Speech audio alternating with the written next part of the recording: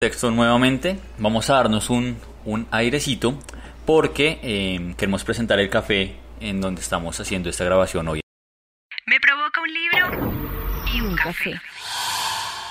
Se trata de Café Nicanor, muy cerca a la Universidad Nacional, que además tiene una librería que se llama Hojas de Parra, que nuestro descubrimiento de hoy fue que los dos juntos nos dan el nombre de Nicanor Parra, otro autor muy interesante que seguramente en algún momento podríamos llegar a leer, ¿no? O a discutir sobre él. Por eso entonces estamos con Guillermo, que es el barista de Café Nicanor. Guillermo, gracias por acompañarnos. Mucho gusto. Bienvenido. Gracias. Y bueno, ¿no? Cuéntanos de qué se trata Café Nicanor, cuál es la oferta, qué es lo que pueden encontrar las personas que vengan a este café. Bueno, en Café Nicanor primero nace, como yo creo que cualquier otro negocio, por una necesidad, algo de emprendimiento. Pero este negocio, esta casa, a mí me gustaría llamarlo más una escuela. Fue creciendo muy rápido y se convirtió más que todo en una casa cultural, con un café, con una librería, con una cocina y demás. Es un sitio donde incluso profesores a veces prefieren hacer las clases de acá de la Universidad Nacional, vienen acá, dictan sus clases, los chicos vienen, hacen sus trabajos, los profesores vienen, hacen sus reuniones, terminan de hacerle trabajos, no sé, vienen a leer, encuentran un espacio tranquilo, totalmente tranquilo para eso. Empezamos también hace 4 años, si mal no recuerdo, con los eventos culturales, que son el principal evento es Tómese un tinto con. Nace la idea con Santiago Sepúlveda, y es el dueño de la librería Hojas de Parra, donde se invita al autor del libro a hacer una tipo tertulia, una charla con los lectores, exponer el libro. Y a raíz de eso empezaron ya, Ideartes empezó hasta a echarnos más ojito, y ahora hay lanzamientos de libros, más eventos culturales, poemarios, club de lectura también, y principalmente el Tómese un tinto con. Perfecto. Dentro de la oferta, digamos, gastronómica y de bebidas que ustedes Bueno, tienen en esa parte es amplia, por lo menos en la parte de café, la carta o la gran variedad de bebidas a base de café es bastante grande. No solamente café, hay otras bebidas sin café, frías, calientes, cócteles, cerveza, y la parte de cocina donde nosotros mismos también hacemos nuestras tortas, sándwiches, una cocina que nos gusta llamarla de mercado, que todos los días se va hasta la plaza de mercado a conseguir todos los ingredientes para que todos los productos sean frescos y todos montados a la minuta. Nada es hecho o nada está ya preparado. Ok. Bueno, entonces la invitación también para los oyentes que quieran de pronto venir, disfrutar un poquito, un espacio cultural, un espacio gastronómico, entonces también para que nos hagas esa invitación. Claro, y igual totalmente invitados, aquí las puertas abiertas para todos. Nos pueden seguir en las redes sociales, que ahí posteamos todos los eventos que hay. Como en Instagram es como Café Raya al Piso Nicanor, y Facebook Café Nicanor. Y también está el Instagram de la librería Hojas de Parra. Así se puede encontrar. Perfecto. Bueno, muchísimas gracias. Gracias por aceptarnos hoy en esta sesión acá grabando este programa. Con mucho gusto. Y bueno, esperemos que haya nuevas oportunidades para seguir compartiendo estos espacios. Perfecto, por acá siempre bienvenido. Lo más provocativo. Bueno, llegó el momento de discutir entonces este libro y en particular pues hablar de nuestro cuento. Carol tenía algo ahí que se había quedado entre líneas cuando Juliana estaba dándonos el contexto literario, ¿no? Sí, pues me gustó mucho esa referencia que hace de lo política que resulta Lorrie Moore, porque una de las partes que más me gustó de este cuento es cuando ellos, en medio de su crisis, tienen un viaje que habían planeado con sus hijos, y pues la protagonista, termina diciendo: en la playa la gente leía libros sobre los genocidios de Ruanda y Yugoslavia. Eso debía de añadir seriedad a un viaje que carecía de ella. No había que fijarse en los oscuros chicos de la isla que entraban al otro lado de los guardias y del alambre de espino tirando piedras. Entonces, estamos en una playa en este cuento. Y como cualquiera de nosotros seguramente, decidimos llevar libros que terminan siendo serios sobre un contexto que está detrás de nosotros, y eso siempre está en los cuentos de Lorrie Moore. O sea, hablamos, pues lo que decía un poco Juliana, hablamos de el tema de las Torres Gemelas, hablamos de las invasiones de Norteamérica a Irak, y hablamos de casos terribles como el de Ruanda y Yugoslavia, pero eso termina siendo como una escenografía de la situación que viven los personajes, que yo creo que se agrava mucho más cuando hay personas, digamos, sensibles en Norteamérica, como finalmente es lo que ella está haciendo. Ese es un punto que a mí me encantó de este cuento. Y pues en general del resto de los cuentos, como que no se le olvida en dónde está viviendo, y sin embargo no hay una literatura política, digamos, comprometida, no hay unas arengas a venga y haga tal cosa o haga tal otra, sino que no se le olvide en dónde es que usted está habitando, a pesar de que vaya a la playa. Pues está el libro, es una ironía de que uno se lleva los libros para entretenerse, pero pues también habla de la importancia de no olvidarse que eso existe. Bien, ¿y a ustedes cómo les fue, Carol Lanchero?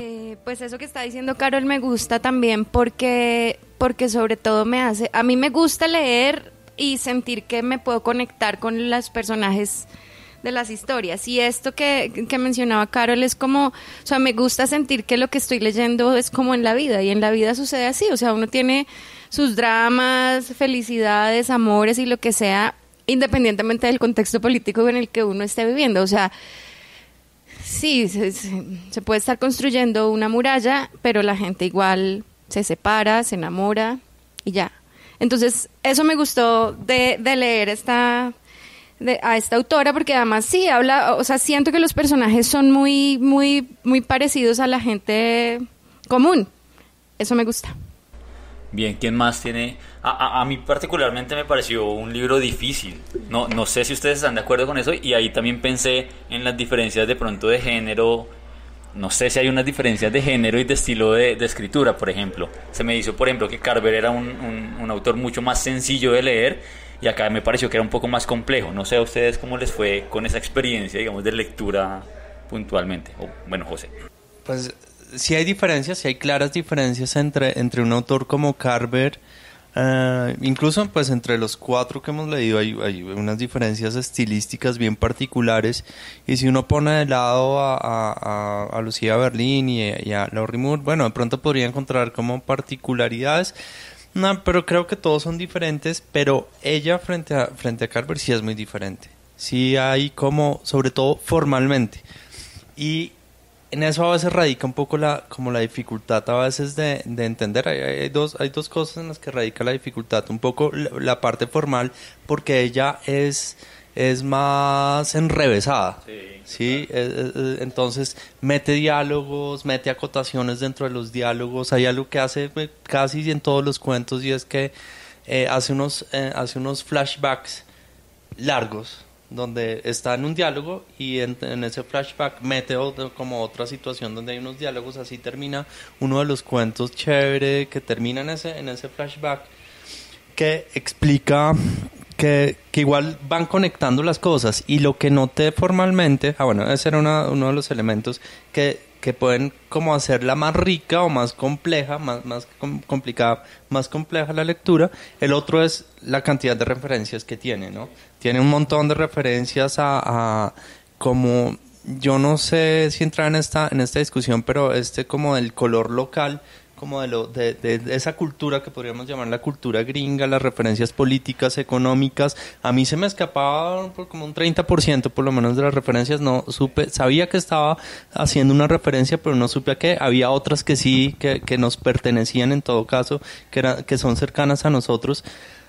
Que bueno, pero eso querría retomarlo después. Pero de la parte formal, algo que me pareció muy interesante es que tiene algo que existe en la literatura desde hace un buen tiempo, y que nos remite a Virginia Woolf, que es el discurrir de la conciencia. Ya en todo caso hay alguito, claro, no es un cuento de discurrir de la conciencia, pero hay algo así como de una conciencia que está como hilando cosas, conectando cosas, que a veces son como que a uno le cuesta como seguir lo que ella está conectando.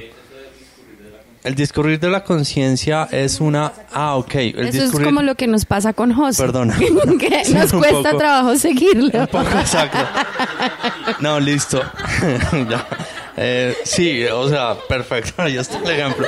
Pero no, el discurrir de la conciencia es como una forma literaria en la que como se arma la narración, es casi como uno piensa. Como uno normalmente piensa saltando de un tema a otro, va saltando de pronto una sensación y después como un argumento y se mezclan diálogos, se mezclan otras voces. Es un poco una forma que es muy del siglo XX, muy vinculada a Virginia Woolf, y me parece que hay algo acá de eso, y algo que está relacionado y muy particular en estos cuentos es que si uno ve el narrador, que son muchas de las narraciones son narraciones en tercera persona, son de esos personajes, pero la voz del narrador y esa presencia del narrador y esos giros que hace el narrador son muy particulares, y el narrador parece como un personaje más que se mete ahí y es muy presente en todos los cuentos su voz, claro. Lo que pasa es que en otros cuentos, por ejemplo en Carver, en tercera persona es como más distante, él trata de estar distante, de desaparecer. Aquí es un autor, es un narrador que no desaparece, que siempre está ahí presente, como hablándole uno al oído, como si un amigo le estuviera contando la historia a uno, un amigo, alguien que uno conoce y que hace todos como sus juegos y sus giros. Eso me pareció muy particular y muy interesante, y volviendo al tema, que hace un poco más compleja la lectura comparándola con otros autores que son mucho más minimalistas, y que pues ella claramente no es un autor que podría enmarcarse dentro de un minimalismo. Ahí también me parece interesante, bueno, que hablemos un poco de la historia, ¿no? Juliana nos planteaba la crisis de la Edad Media. De la mediana. Es que estoy en esa crisis, entonces ya no coordino tampoco cómo es. Pero la crisis de la mediana edad, que digamos que, bueno, que parte en esta generación y demás, pero pues que nos afecta, y algunos estamos por ahí. Y plantea el tema de un divorcio y de una situación muy fuerte que, no sé, como que nos da unas miradas diferentes y complejas de cómo son las relaciones, ¿no? Lo planteaba en algún momento en el cuento Pérdidas de papel, pues como la idea de que las personas, como muchas otras cosas en la sociedad, podrían ser desechables o no, o sea, como cuál es ese factor que determina que yo deseche o que intente a toda costa conservar algo, ¿no? ¿Cómo les fue a ustedes con esa historia? A mí pues me marca bastante, ¿no? Bueno, Carolina Contreras, perdón. Hijo de pucha. Gracias.